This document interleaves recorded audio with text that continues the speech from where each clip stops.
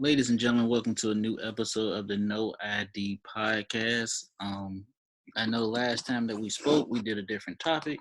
I had a different guest on the show, but this time we have the one and only model slash actor slash mom. Please state yourself. Who are you? Hey, what's up, y'all? This is MizzFourtunate. MizzFourtunate. I saw MizzFourtunate last year at one of the open mics at the Funny Bone. Yes, you did. Right. Where you from? Well, originally Richmond, Virginia. Richmond, Virginia. Holding it down. So, what made you get into comedy? How long have you been doing it? Let's see. I would probably say around 10, 11 years old. I started doing it like at family functions. You know, we had family barbecues and stuff like that. And I used to get around like my family. And, you know, I just have everybody cracking up. You know, we'd be laughing, cutting up. And that's pretty much what inspired me. So, as comedians, right? You know, we got influences like somebody that we like follow and watch. Like, what was the comedian that inspired you, that you follow, that you watch? I think I would have to say female comedian, it will probably be Monique. Now, I also like Bernie Mac, Martin. Let's see, some more. She's pretty good. You know, Monique is dope. Like I saw her first time doing stand up on the special Queens of Comedy. Mm-hmm. So I saw her doing that. Was her, some more, Miss Laura. Damn, I'm burning a blank, but whatever. And I saw her doing that stand up. Bernie Mac was Def Comedy Jam. Then I fell in love with him like after Kings of Comedy. Mm-hmm. So and Martin, I didn't know Martin was a comedian to about, because I used to watch Martin all the time. I didn't know Martin was a comedian to about, I was like 11, 12. Mm-hmm. And that's when I found out about Talking Dirty After Dark. And Martin was genius. Yes. It was genius. The show was ahead of its time. So like once Mm-hmm. you know, he brought Tisha Campbell over with, and they just had like that dynamic, and he had the different characters from like Mr. Otis, Shanae, Yes. Dragon. Buck White. What you say? Buck White. Buck White, yeah. Yeah, Buck White. Yeah. Yeah. He had a whole bunch of characters though. The little boy, Roscoe, Yeah. the one that used to come next door and harass Gina and Pam. Mm-hmm. Mm-hmm. Yeah. Yeah. He's one of my favorite all-time male comedians. So yeah, rerun for days of Martin.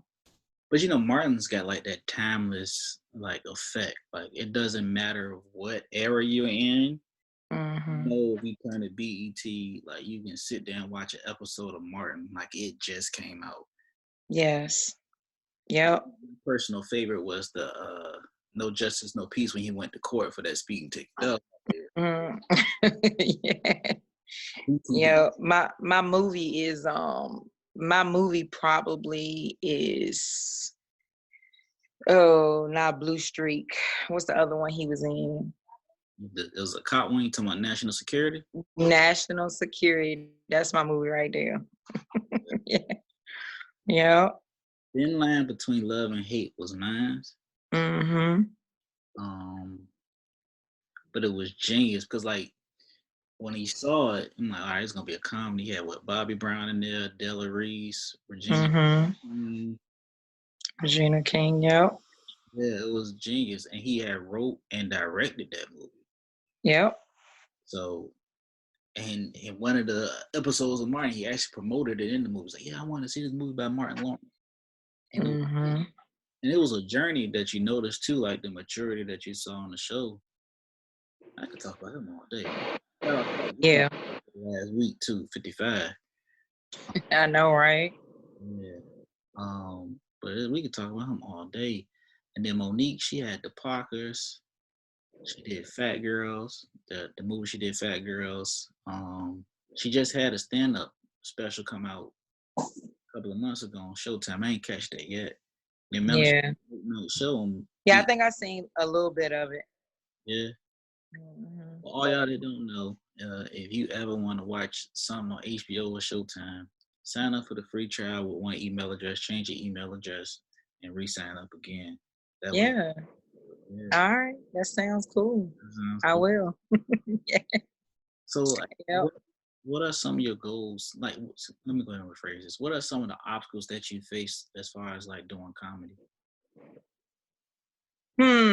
Obstacles. I see and I find that it is a shortage of, I would say, typically African American female comedians. When I do my shows and everything like that, you know, generally it's only like a handful, of Black female comedians. So I try to make sure that I get in there and, give everybody good, great, wonderful laughs. So everybody is, feeling good by the end of the night. So, that's one of the things that I try to accomplish as far as being a young Black female comedian. That's true. It's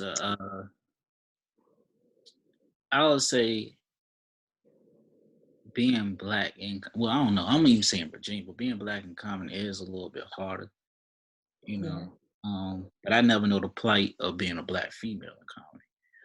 I don't see a lot of females, Black women in comedy at all, and I would love to see more of it. I would like to see more specials. Like Tiffany Haddish had one. I saw. I was because we quarantined, so I've been watching nothing but comedy specials. Right. Saw Tiffany Haddish one, and she's actually breaking down barriers. And I've noticed that she's starting to still do her comedy, but she's also starting to go to much more serious roles. Like I saw The Kitchen that she did with Melissa McCarthy, and I saw the Madam C.J. Walker. But I'm gonna be honest, one of my favorite female comedians was, I'm gonna say two of them, is Kim Whitley, the Suge from Next Friday. Yeah. And Sherry Shepherd. Yeah, I like Sherry Shepherd. She's cool. I remember she had this show on Lifetime called Sherry, divorced mom. She's going back into the dating field. I'm in the last one season, but I got mad because like as soon as they canceled that, they did something where she was playing a male lady on TV Land. I got pissed. Yeah. But yeah, you're right. Like a lot of them don't get recognition. A lot of, even as speaking from a Black male comedian, it's not that many. That door is hard to break into in Hollywood. And you're right. It becomes a little bit difficult, but there are times I be rooting for us. I root for us all the time to break through that barriers. And when when I was out on the open mics, I'd be rooting for them. Have you ever had like a bad show or a show where nobody was like real receptive of the material?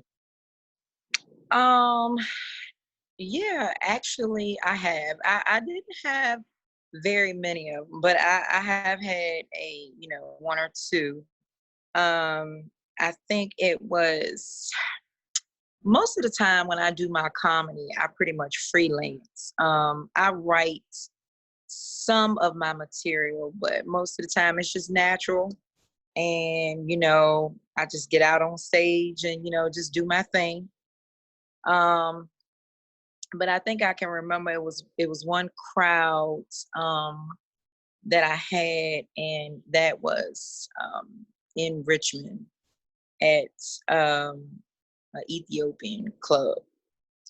And the crowd was just, not really feeling it. We had like a male comedian go up before me, and then we had, music and live bands and things like that. And then after, I went up, like I said, female comedian, Black.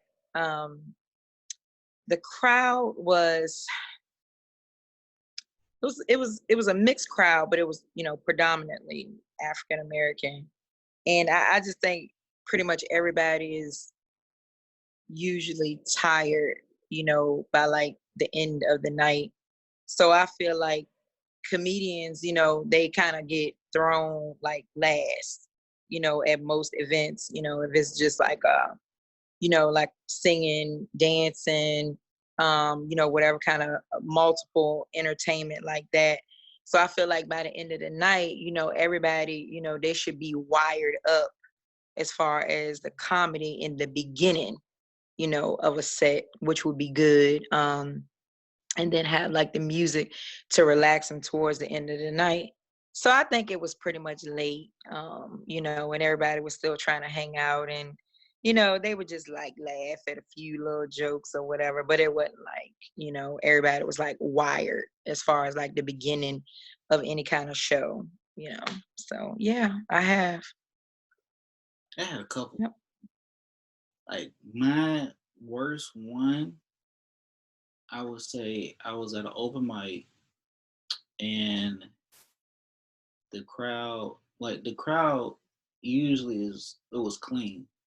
It's clean comedy, so you can't cuss. But Mm-hmm. the crowd was mostly filled of church people. Oh, yeah. Mm-hmm. But in the church crowd, I had a heckler. Oh. Heckler get the best of him because I was going there. It was like I've been going there for a while. It was on Mondays. And the first time I went, she said something. So the next week I come back, she's sitting in the crowd again, but she's at the bar this time. And we Mm. at the bar. She say something again. Then she say something to one of my homeboys that's performing. Mm-hmm. Like she just couldn't stop. The next time, Wow. I think this time was out for blood. But the crowd like turned. I say the crowd turned against me on that one. And I ended up leaving. I ain't been back to it. Oh my God. For a while, I took a break. I was like, I don't think I want to do this no more. But Mm. Mm-mm. shout out to Lionel Harris. I had a conversation with Lionel Harris, and he was like, "Man, you just gotta get back onto it." And I did. Yep. And I would say like the next after that, I went and did a showcase. I did good, and then I started getting more showcases. So yeah, we have bad experiences. I'm lying. That Yeah. was the worst one. My worst one, I had my mom, my dad, my aunt, a couple of coworkers show up, and the crowd wasn't even receptive. But I bombed. Mm-mm. I bombed bad. And usually, Wow. I'll practice all day, and I couldn't stop stuttering.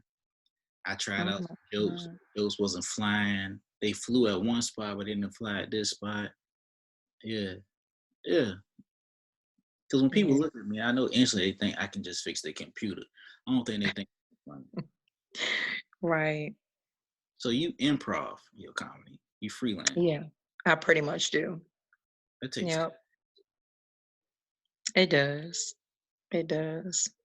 Um, a lot of my comedy, I take in like everyday life, things, events, stuff that go on at work, stuff that go on, at my daughter's school, people that I see because I interact like with a lot of the public. So you be seeing like, funny stuff, that be going on out there. And then, you be just like straight tripping, like, what in the world are they doing? So then I take that, I analyze it. And like when I'm up there on stage, I just go with it. relationships and pretty much bad relationships. You take the good with the bad, but bad relationships probably are like the funniest, um, material to use as far as because your crowd can relate to you, and instantly, when you throw that a joke out there, you cracking on your man or your husband or your wife or your girlfriend or something like that. It's pretty much like everyday stuff. So, people just think it's hilarious, and it's just everyday, occurrences, things that people use and go through in life. And, they just think it's funny. Yeah, yeah, yeah. That's the way to do it. I think relatable comedy is where it's at. Cause I know you've been on the scene. You probably heard some dark shit before. Yeah. I heard some dark shit one time. I was being professional. I really wanted to swing on Buddy. Yeah. I really wanted to swing on him, but I knew if I was going to swing, that probably would have been that would have been it. That would have been the end of your career. That probably would have been it. Would have got out. I mean, I probably would have went down like, yo, drone swung off on this person. Drone swung off on this person. Right. He knocked him down, but I'm pretty sure Mm-hmm. he'll come back here. And especially Yeah. it is. So, what are your goals? What is your like? So I Facebook stalked you. I don't care. I know you model too, All right? right. That's cool. You model a little bit. I did a little modeling a few years ago. I did a little singing. I modeled probably all the way up until I got old and fat.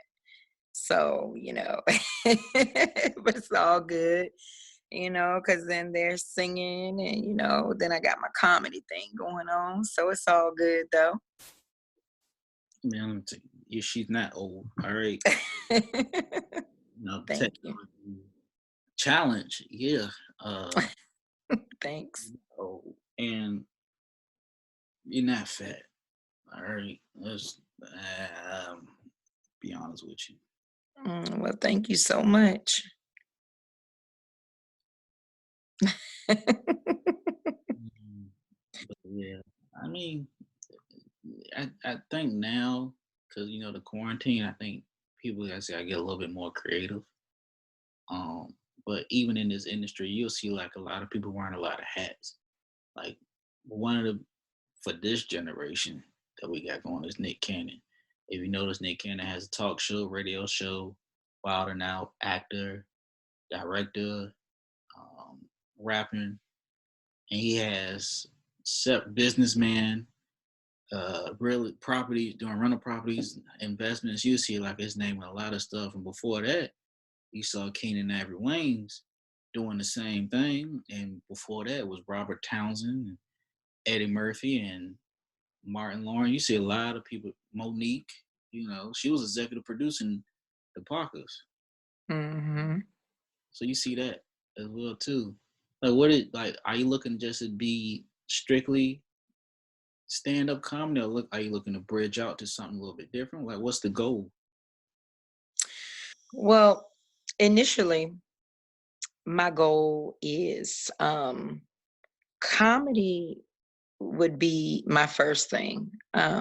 And I would like to, expand, my horizon and do something like, like comedy movies, get into different things, maybe like lines of clothing, shoes, for thicker, heavier women, of all colors, shades, shapes. I'm glad to see that they do have different lines of clothing for, bigger women, because, bigger women, they like to dress nice and look nice and, feel confident and, sexy, secure, the whole 9 yards. And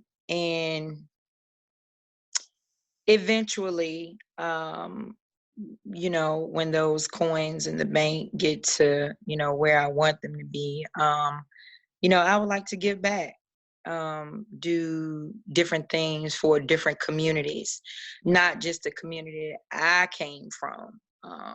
A lot of people, they stick to that because, it's people, not because of what's going on now in our current time, this, sickness floating around, but just because it's something that's well needed in communities all around the world, to give back and help homeless people, um, target single parents, mothers, fathers, that are out there, and the struggle is real.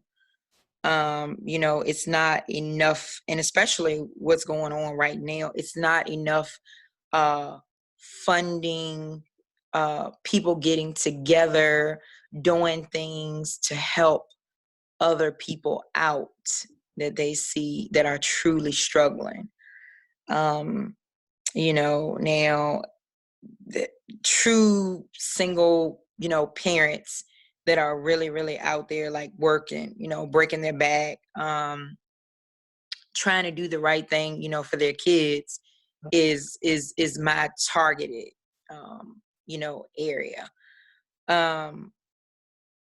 Foster children is another area I would like to target, because I believe the last time I checked, I want to say, and the numbers could have went up by now, but the last time I checked, I know it was well over like 9,000 and some children, that were in foster care that need good homes. So that's something I would like to, work on. It's kids out there that are, being neglected and abused, and, people, they get money for them and they just don't want to do right, by them. So that's something that I would like to open up, like a small community or like a group home, a safe haven, where young girls and boys can, just feel safe in the environment that they're in, and they don't have to worry about, being bothered, at night, or, just when they're just trying to be a child or a teenager. So yeah. Yeah. That's one of the reasons why I got into comedy myself. I Fun fact. All right, Malcolm X is one of my idols. I look up to him, Mm-hmm. respected him, everything he did, his plight. There was a lot of people out there: Fela Kuti, Martin Luther King, Rosa Parks, Sojourner Truth, just going down the history. And I've before comedy, I was involved, um, peaceful protest, hands up, don't shoot, know your rights camp, and that's by Colin Kaepernick. Um, Black Lives Matter. Um, I was doing a lot of stuff. Homeless is another passion that I Mm-hmm. had, and I no backing. I would take money out of my own personal finances and actually would buy toiletries for the homeless, because little stuff that you realize they don't have. Yes, it's great to put clothes and food on their back, but nobody says like the toiletries, like personal hygiene products, um, socks, underwear, deodorant, mouthwash, feminine hygiene products, stuff like that. And I still do that. Um, I still am involved into stuff like that. I know after stand up is gonna be number one passion. I do want to start doing short films. I've never been a skit person. I've done skits, Mm-hmm. but I've never been a skit guy. I don't want to be a skit guy. Yeah. Yeah, because I don't know why they call them. I take any shots. I don't know why they call them social media influencers. They're not influencing anything. Yeah. So Yep. that's dope, though. Because Rihanna Yeah. took over with the different shades with Fenty, Yeah. and Nelly had apple bottoms for a while, and those were more for women with the curves, and for men. I'm going to be honest with y'all. When it comes to Levi's, you can look this up. Yeah. Levi's meant for a black man. Mm-hmm. Their pants were designed for white men bodies, so Yeah. you would see that a lot. Just the history. So we don't have a lot of stuff really catered to us. So yeah, that's what's up though. Um, I would love to actually, to be honest, I would actually love to pitch this podcast, whether it's a local television station. But I would love to pitch this to and get this televised. Yeah. That'd be dope. Sounds like a great idea. Yeah, do, do. I talk to Jenell, Miss Fortunate, about every day. We have a great friendship. We do. Yeah, we do. She's real dope. I admire her work. Um, Likewise, you too. hmm? I said likewise, you too. Yeah. Yeah. This. So, how has this quarantine, this COVID-19, how has it affected you? Not only in your personal life, but as far as the comedy and everything, what toll has it taken onto you? Um, well, let's see. Um, I have experienced quite a few things in my life, and on the more positive note, comedy is just my way out. And I won't get into a lot of that as far as, you know, podcasts, but just know, sometimes, life can throw some harsh curveballs at you. You can either, dodge them, get out the way, or, you can throw them right back. And my thing is that I I take them, I grab them, and I throw them right back. You know, and with that being said, comedy is like one of my ways out. So when I'm up on that stage, I have that really really warm feeling in my heart. That fire in my soul, and it's nothing more warming and heartfelt than when you get that crowd going. Um, and you know that somebody out there, whether they're black, white, Asian, Hispanic, male, female, someone that may be gay, bisexual, whatever they are, and they might be going through something. And they come to, one of your shows and, really, really going through something, you know, and for those few moments that a comedian is up on stage to give them the laughter, the fun, that adrenaline, excitement, to know what it feels like to laugh again. You got some people that might have haven't laughed in uh, days, weeks, months, years, and for them to come out and see and hear someone that can provide that for them, it's no other greater feeling in the world. So even though we're going through these hard times now, and everybody's quarantined, it makes me feel like I'm missing something, because my my comedy is my way out. You know, it's a mission. I'm on a mission to bring laughter and joy and excitement and fun to other people's lives. So as long as the good Lord allows me to be alive and, you know, here on, you know, God's good green earth, that's what I want to continue to do. And, you know, even as far as, you know, doing the podcast, you know, with you, you know, I'm enjoying this because you ask interesting questions and, you know, you're a mind digger.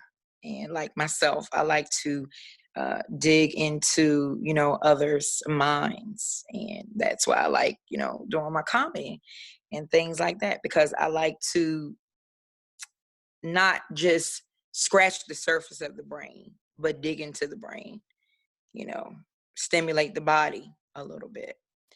So, yeah, that's one of my passions. And, you know, it's something that I enjoy doing. And sometimes I feel like, you know, God put several of us here, you know, to give us the power to make others laugh and, you know, have moments of enjoying life. So, yeah, I just honestly, I think you and I probably speak for you and, you know, myself and a lot of other people when we say we probably can't wait until, you know, they open back up everything and everything gets back to normal, you know, whatever that'll be, you know, who knows. But yeah, I would just love to, you know, get back up on stage and just, you know, start doing my thing again. Yeah. Cause like that was before I got into comedy, I was a homebody. I wouldn't go out. Um, and then when I got into comedy, I was out three, four, five. No, I'm not even bullshit. 3, 4, 5 times out the week. Hmm. Like Monday open mic, Tuesday open mic, Wednesday relax, Thursday I would go to my acting class, the thing on 35th Street. Shout out to them. Friday I would do 2 open mics. I Hmm. would do 2 open mics. Like I would go to one and had to be there at 7:30 in Norfolk, and then I would walk to the next one, and so on and so on. Like I was just going out. I didn't bump it. I was going out. So now I'm going from that to sitting at home, twiddling my thumbs. You know, first I was upset, and in a way I still am. But I like to say, like, this is the time, like in this quarantine, where you actually can sit down and get the time back and focus on those projects that you want to do. I mean, it sucks, you know, that people are going through so much um, during this process, but those skits that you wanted to do, to shoot, to write, it's the time to do those. Those podcast episodes that you wanted to do, the ones that you wanted to start, those are the time to do those. Um, this is the time to actually sit down and balance your checkbooks. People don't look at it like that.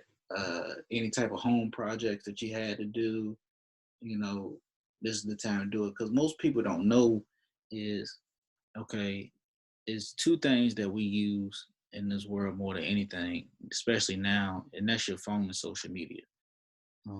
Either the phone and social media is gonna make you money or it's gonna make you depressed. But it should open up a door in a positive light. Um, like I was just talking to my homie, uh, who's gonna actually be on one of the episodes of the podcast. Talked to her this morning. I was like, yo, let me know what you think of the podcast. You know, which is out everywhere on all streaming platforms: Apple, Spotify, Deezer, Google Podcasts, um, iHeart. It's on 14 platforms. It's gonna be on 15 next week. Um, and I was talking to my homegirl about everything. And I was like, yo, you got an iPhone in your hand. That's a lot of power. They give you a lot of free stuff on your iPhone, and you don't know Android that well, but you got your iMovie. You can record something and edit it right down on your phone and Mm-hmm. upload it to YouTube. You know, or you sending out a text message. People don't realize that. So this is the time to like get your stuff together, like honestly. And and for those that's being affected by it, I'm praying for y'all. And I'm an essential worker. Um, and I actually took time off to go to the something in the water festival. Um, but unfortunately, it's canceled. So when all this stuff opens up, which from the looks of it, I mean, like you may as well just write off the summer of 2020. Yeah, really. Yeah, you write off the summer of 2020.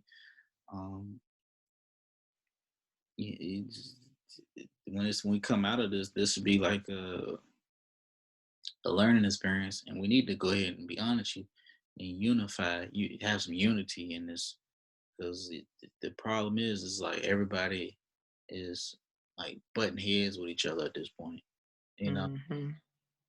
And their point is so many conspiracy theories out there. Some people just gotta. Main thing you gotta remember in this shit, you gotta stay away from the conspiracy theories, and don't watch the news as much because that's all they're gonna report. Oh yeah, that news be like killing me. My daughter, she 9, and she don't even want to hear about that. She like, Mama, can y'all please turn that, So, you can only just imagine as far as, other people. Me myself personally, I don't even care, about listening to all of that because, it's just repetitive news. Nothing is different. You want news to be new news, not old news. You don't heard from 3 weeks ago. So, and I like to stick with the positive. I don't want to hear nothing negative on the news. If it's negative, I just straight don't want to hear it. So, Um, he who control, I say it every time, he who controls the media controls the narrative. So everybody that's watching news now going into a panic. They're buying up toilet tissue. They're buying up hand sanitizer, gloves. They're buying everything mm-hmm. except for what's needed to be bought. And that's stuff to help boost your immune system. And like I'm really don't like getting political, but I'm going to go ahead and get political a little bit. Go Go vote. ahead, get political. Go vote. Yeah. All right. And I'm not talking about just the presidential election in November. I mean October, whenever.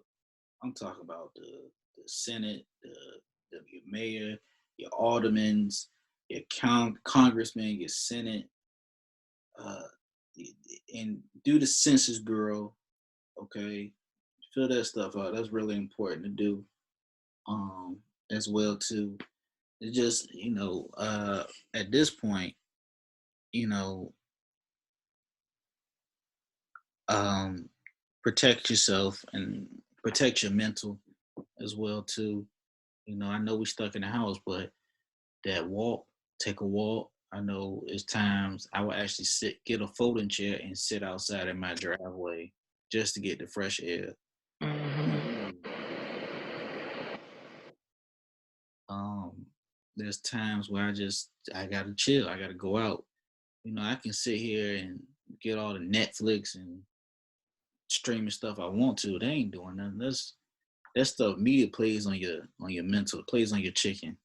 Yeah. But do that, and if I guess that's just the big issue. You just gotta get out and when you get out, go vote. Do vote your ballot. I did my absentee ballot. Um, Mm-hmm. I did that. I made sure I did that. I'm gonna vote. Nothing's gonna stop me.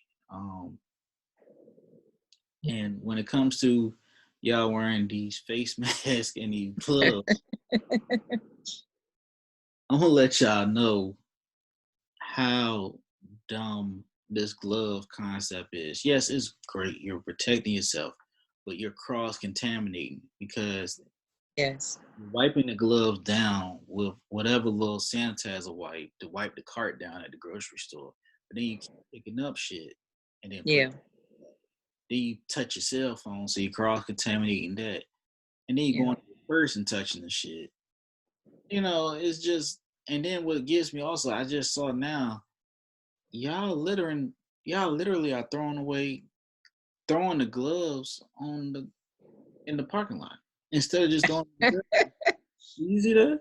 Yeah. I be Like seeing people doing all kind of stuff. I be like, what? You know. So that is the dumbest thing I've ever seen.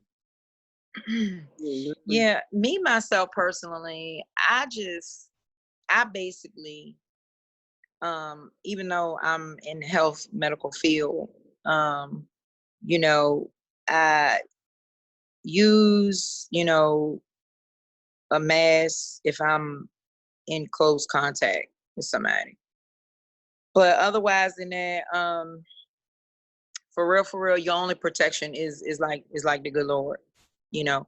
I do my prayers, I pray over, everybody, my loved ones, myself, and basically I just keep it moving. And like you said earlier, I boost my immune system.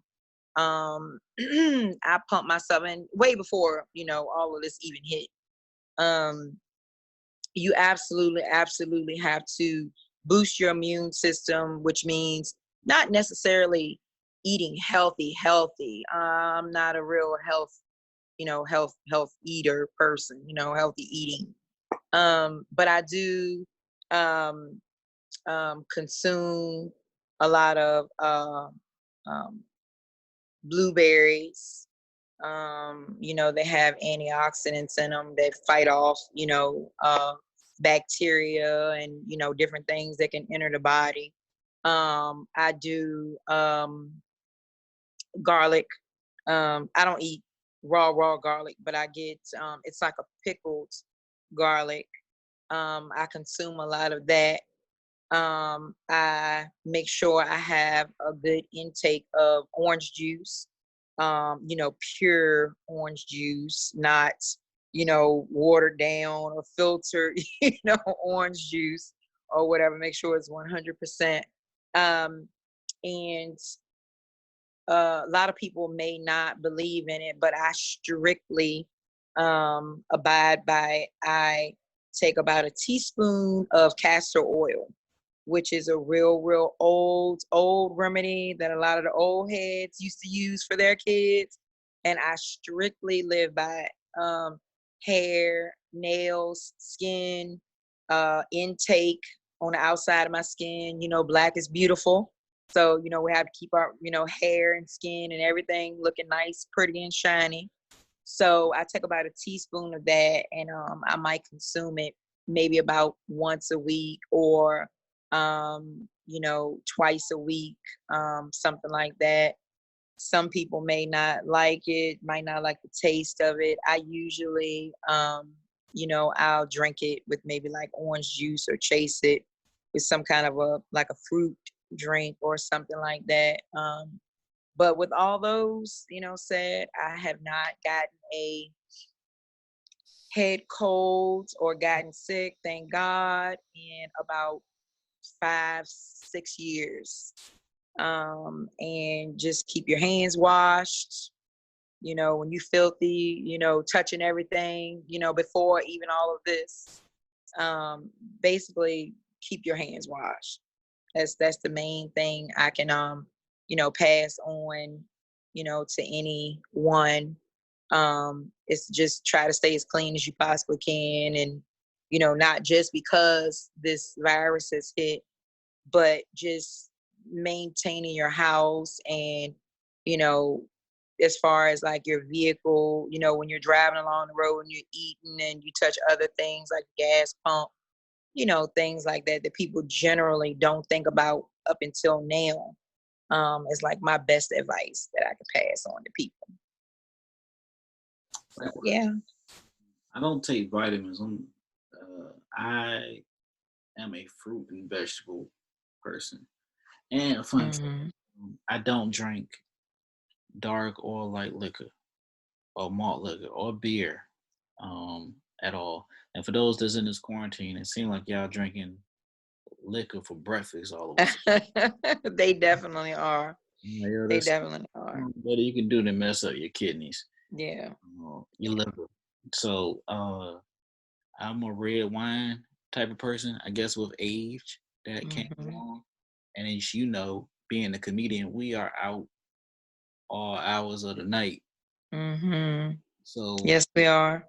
when we're driving, maybe we drive 10 miles, 15 miles, maybe Mm-hmm. 20, 30 minutes. We may drive an hour and a half Yeah. just to get mic time. And I don't drink because of the comedy stuff. Because the coming home late, being tired, but being tipsy at the same time, that ain't safe. Mm-hmm.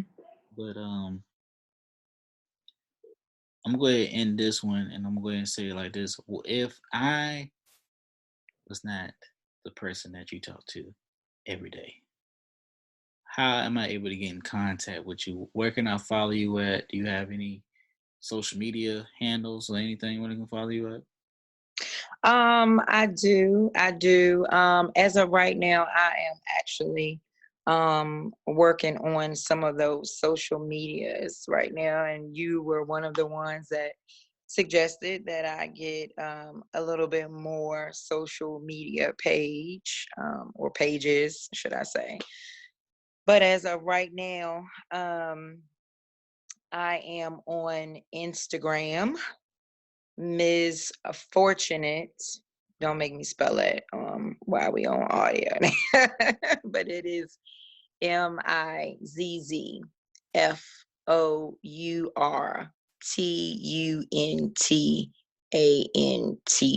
I think I spelled it right. Don't quote me.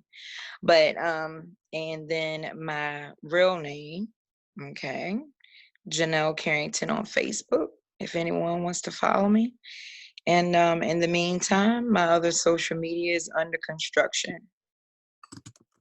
Okay. Um, you can follow me on all social media platforms, Comedian Rome.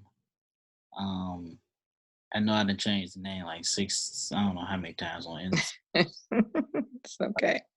But the only reason I stuck with Comedian Rome was one of my favorite comedians, comedian Rel Hari, Lil Rel Hari. Y'all might recognize him from the Bird Box or uh, the TSA from Get Out. Is comedian Lil Rel Hari. I was like, well, he can do comedian Lil Rel Hari. I can do comedian Rome. It's simple. The podcast also has a Instagram page for right now. I'm working on the website, the Facebook, and the Twitter. But on Instagram is No ID Podcast. Um, you can type me in at no I.D. I'm gonna say it for some of y'all is not all with it. No I period D dot. Um, you can follow me up there. Um, I'm new to the social media stuff. I only had Facebook for about a year, Instagram for about 2 years, and Twitter for about a year. So, and YouTube, I just now started getting very active, but this would not be on YouTube. I had to make a promise to somebody. This wasn't gonna be on YouTube because it's quarantine. Um, well, I usually end this to top 5 comedians dead or alive. Who are they? Well, Top 5 comedians dead or alive. Like I said, I'm probably gonna leave some out, some of the greater ones.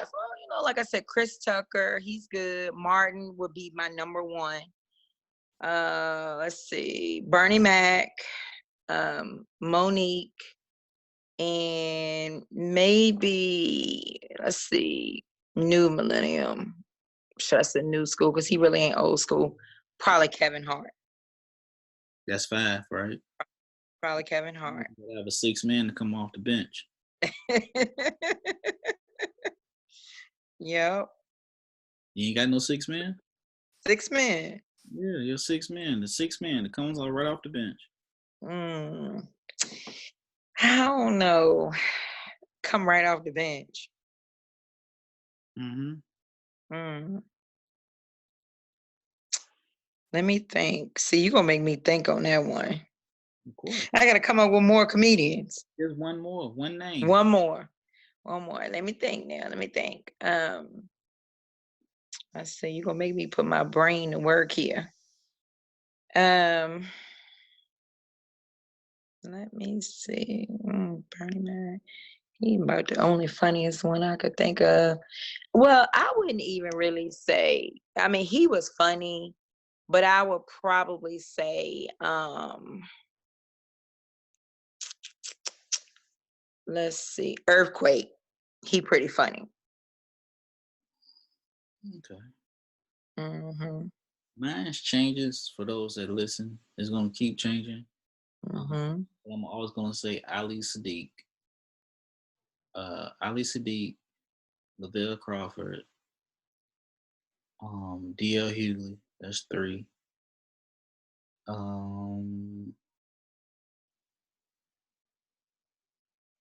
Dang. It's hard, ain't it? That's how I was. I was like, Tony know. Tony Woods is number 4. Dave Chappelle is number 5. Dave Chappelle is number 5. Yeah. Chappelle shows ahead of that time. Yeah. And my six man, Mm-hmm. Joe Coy. Okay. Well, ladies and gentlemen, that's been another episode of No ID Podcast with Jenell, aka MizzFourtunate. I gotta change. I thought it was Miss Unfortunate. You better not. MizzFourtunate, baby. MizzFourtunate. Mm-hmm. Y'all don't know, this was her first interview podcast, and I was the first person that interviewed her. That's right. Okay, so taking Lucky me. You are very lucky. Okay. So we're signing off. Y'all be safe out there, man. Wash your hands. Go vote. Okay. That's right. Thank you. All right.